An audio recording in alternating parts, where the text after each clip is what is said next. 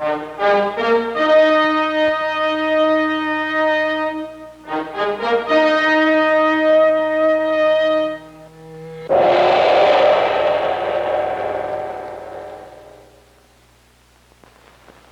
the Spot brings you Forest Wardens.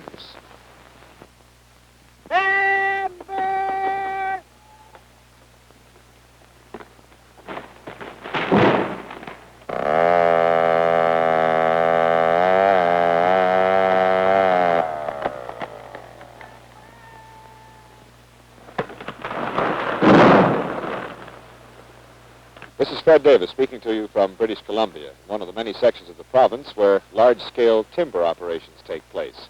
BC is noted the world over for its giant trees, and lumbering is its main industry, accounting for 54% of its revenue.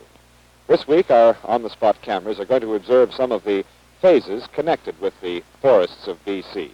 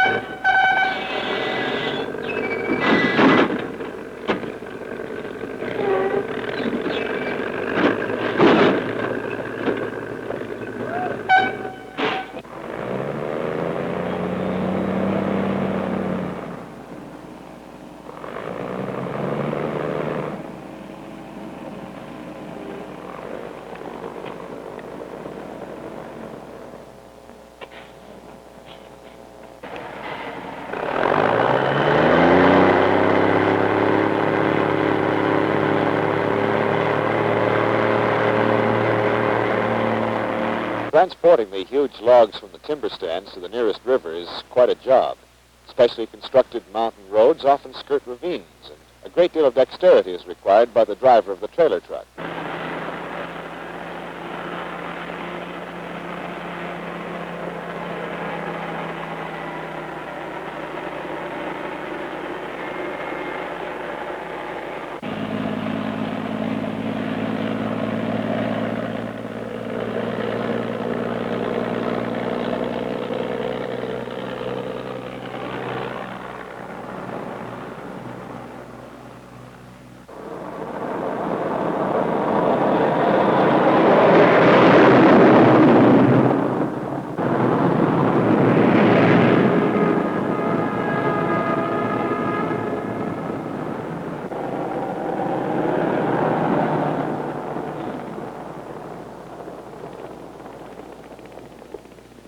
Unlike eastern timber operations, where the cutting is done in the winter and the logs are stacked on the frozen river awaiting the spring thaw and then floated down to the mills, timber in BC can be floated throughout most of the year because the rivers usually remain free of ice due to the milder climate.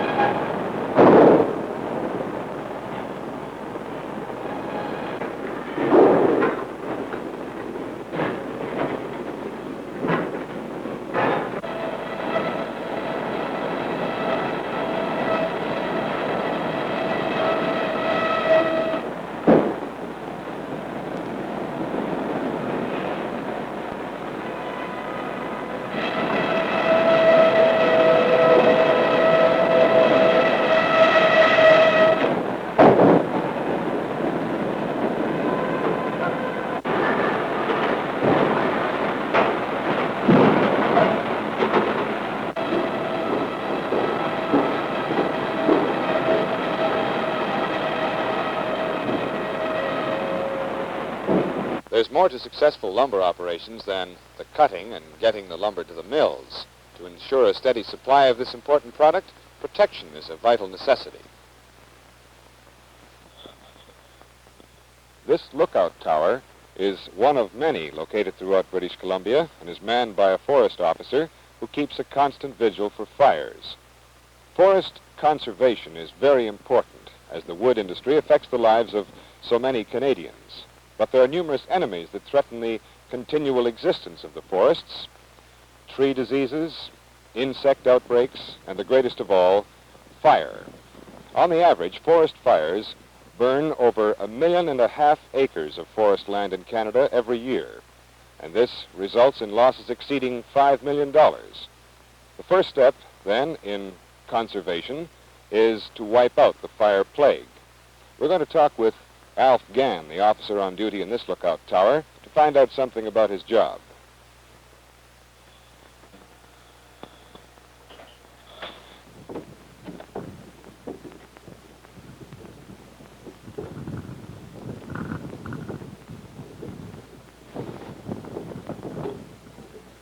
Certainly a wonderful view from up here, Alf. How far can you see from this tower?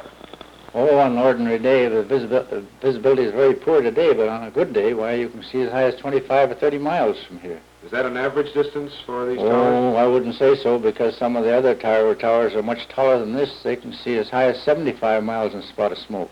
Well, what's the first thing you do when you spot the smoke? Oh, the first thing I do is to go to my firefinder. And with that, I get the bearing, the elevation, and the distance. And then, as soon as I get that, I immediately radio that in to the forester's head office, I see. the ranger's office for this district. Now, how do you use this firefinder? Well, I'll show you. It's right here. Yes, this moves on a 360-degree circle. And we'll say, for instance, there's a fire over there. We set this just like a gun sight. We get our elevation, and also we get the bearing.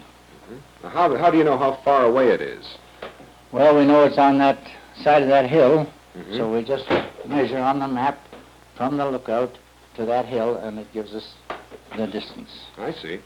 Well, if you're not spotting fires, what would your other duties be, Alf?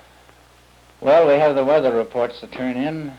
We have to take them, the windage, the rainfall, the humidity, and temperature.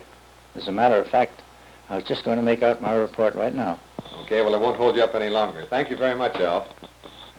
To assist in making forest conservation an important part of the education of our younger citizens, the Canadian Forestry Association runs special summer camps for boys ranging in age from 10 to 16.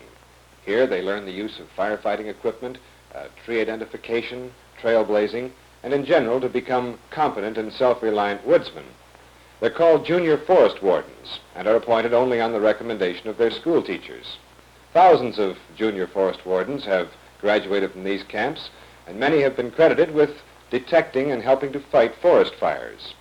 Right now we're going to look in at a junior warden camp. Well, are we all here, fellows? You finished your lecture on tree identification. You're probably beginning to wonder something about fire protection. I'm going to go over briefly 4 things that help tell us whether or not a fire is likely to start. First of these is cumulative drought. That's the number of days since the last rain. You can look at this grass to get an idea of how it's drying out. Hear it crackle in your fingers. The second is wind velocity. If you look up to the top of the trees, you'll see that they're barely moving, perhaps 10 to 12 miles an hour. The third is relative humidity. You put one thermometer in the water, that's the wet bulb thermometer. The others left the air, the dry bulb. You spin it for about 30 seconds. Refer to a table, and that will give you an idea of the amount of moisture in the air in comparison to what it could hold, that is, relative humidity. The fourth factor is fuel moisture. I have fuel moisture sticks over here. We set these sticks close to the ground so that they will pick up moisture in the same way as twigs and sticks in the forest. When the weather's hot and dry, these sticks won't pick up much moisture. They won't weigh much. Now I will set these sticks on the scale. Watch the indicator. See, it reads about 8% fuel moisture content. 8% is a low fuel moisture content. Consequently, there's a large possibility of fire starting. We've considered 4 things that indicate the possibility of fire occurring. These were cumulative drought, wind velocity, relative humidity, and fuel moisture. Now let's take a look at some firefighting equipment. I'll show you fellas how to use the back pump now. Ian, would you come over here? Put your arm in it. Make sure we get it on comfortable. Lift the hose off and then pump it with long, firm strokes. Think you can do that? Yeah. And when you're on a fire, make sure that you get the stream of water down toward the coals. It has to be right at the warmest part of the fire to do any good. That's the way. Keep a good, steady stream. To make sure the boys have grasped the fundamentals of fire detection and the use of firefighting equipment, the instructors have arranged a firefighting exercise. A small fire has been set in a spot unknown to the boys. Now it's up to them to detect and fight it.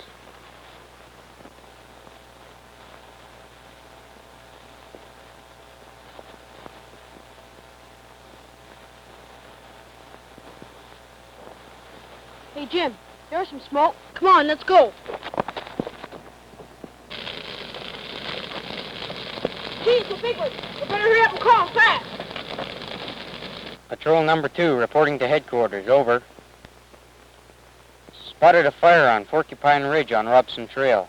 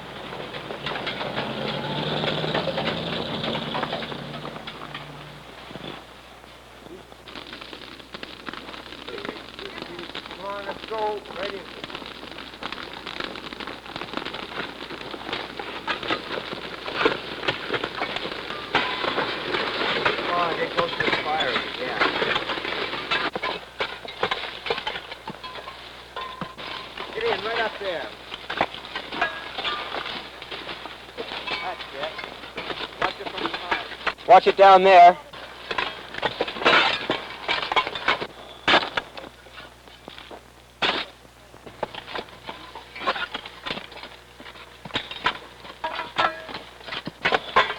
Get it well back in there. It's spinning up there. That's it.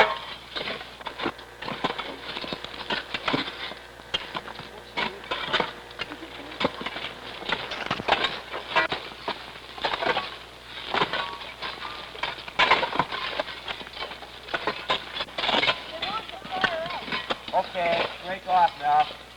Pump stay, pneumatics and the flashes. The rest of you go put your tools away. Start here and dig in the hot plug. There's another phase in connection with forests and woodscraft. Incidents often occur where people get lost in the forest, and this taxes the resources and time of police search parties. However, a group of volunteer businessmen have formed the South Vancouver Island Rangers. Their efforts are centered on finding lost persons. They're all experienced woodsmen, and they've devoted considerable time to the various aspects of search work. Their equipment is modern as well as practical, and even includes 2 well-trained bloodhounds.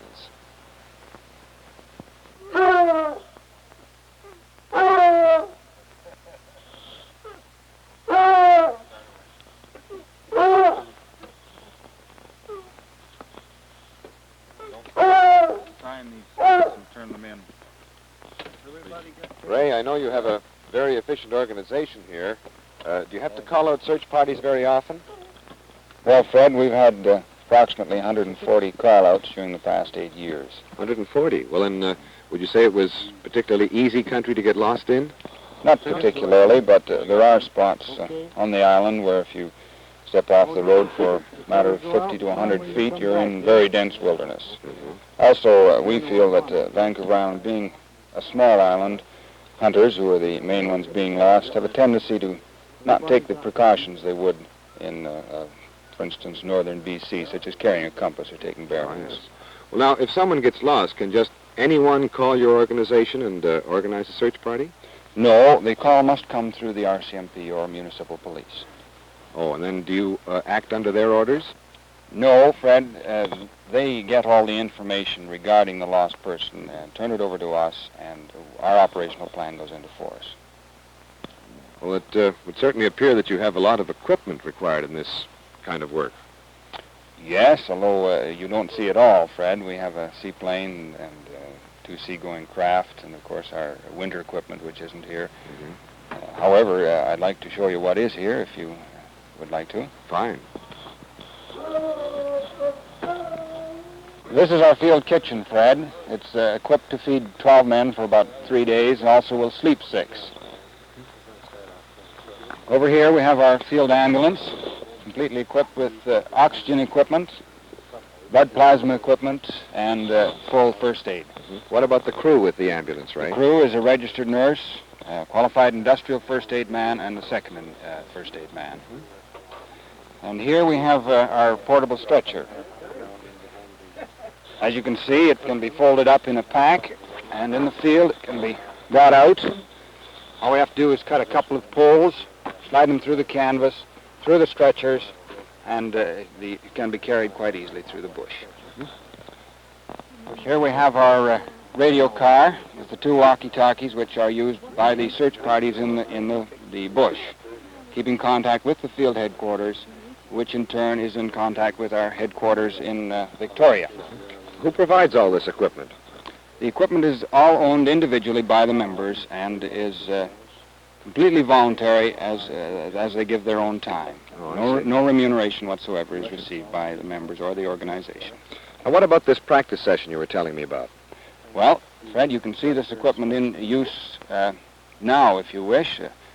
These men over here, receiving instructions from the emergency chief, are about to leave, be lost, and it is the duty of the search party to then form up and go and find them.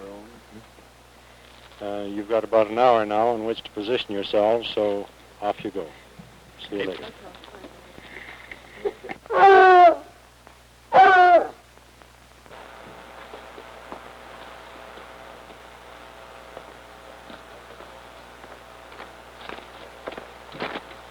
Let's go down through the creek, George. That should confuse them. It's okay with me.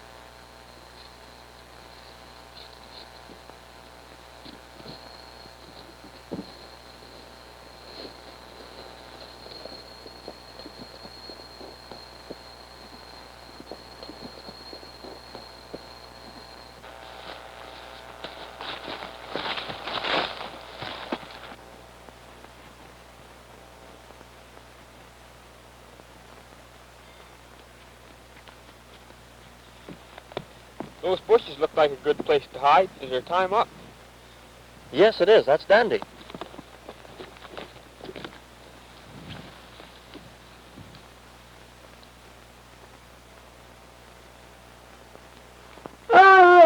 As you know, we are here to look for Rangers Johnson and Payne, who are assuming the roles of lost hunters and have gone into the area on the other side of the creek and are now lost on the high ground in approximately this area here.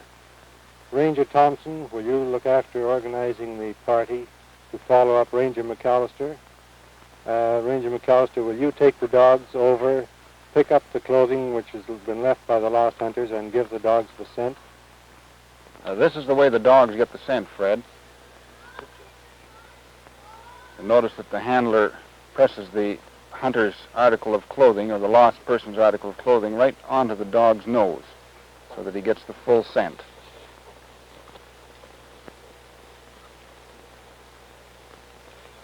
Contrary to popular belief, instead of the dogs just needing a brief sniff at the clothing, it must be forced right into their nose so that they absorb the full smell of the lost person. And does that scent stay with the dogs for the entire search? If it's a fresh trail, yes, Fred, but in the case of an old trail, the article of clothing is taken along in a bag by someone else in the party, away from the dog, so that a fresh scent can be given to the dogs again when necessary. And is that the last step now before we move Yes, off? we're all ready. Let's go. Okay. Okay, boys, we're all set. Let's go.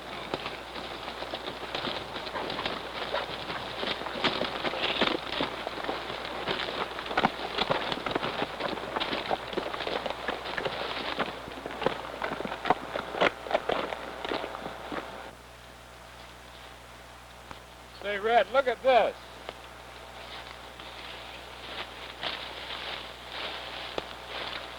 What are you looking for here, Red? You notice how the brush and ferns are all tramped down here. Very often when people are lost, they panic and mill around in confusion. And it looks like that's what our two hunters have done here to try and make it look more realistic. Well, can you tell from all this which way they've gone from here? Well, from the signs, it appears that they've gone over that way. Would you see if you can pick up a trail there with your dogs, Don?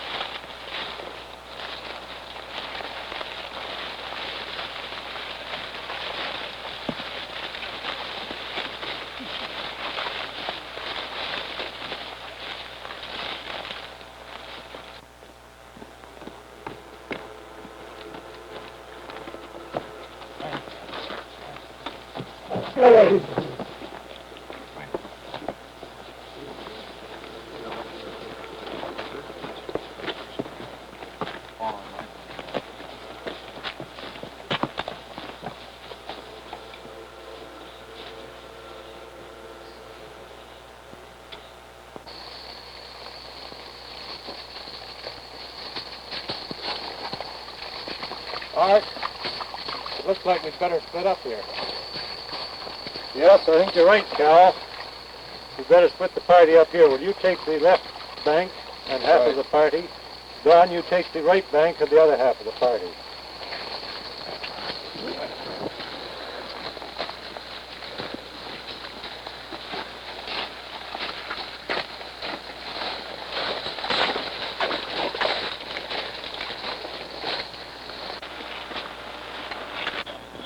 Now here's a sign that tells us something. This footprint here was made by a lumberman's cocked boot. And we know that one of the last hunters was wearing that type of boot, so we presume that we're on the right trail now. Oh. It's worth following up. VE7EB Mobile, VE7EB Mobile. This is Ranger Portable calling. Do you read? Ranger Portable, this is VE7EB Mobile. Reading you loud and clear. Pass your message. VE7EB Mobile, this is Ranger Portable back. We figure we are located about a mile northeast of our starting point. We're still following the dogs. Nothing else to report at this time. We'll check in later. VE7EB, this is Ranger Portable. Off and clear. Ranger Portable, this is VE7EB Mobile. Roger, standing by.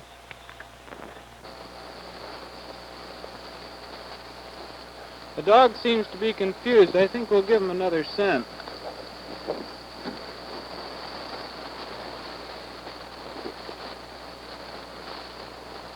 find him, Rod.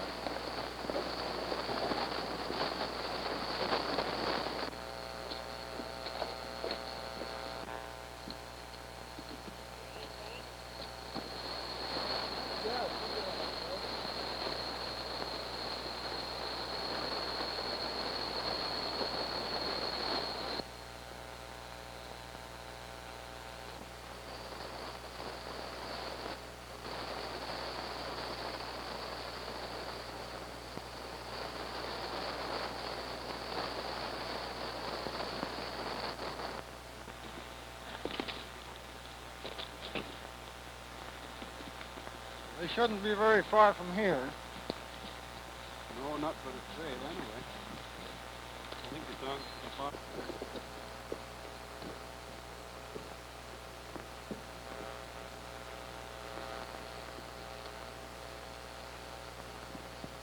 Oh, George, they've turned around, they're coming back.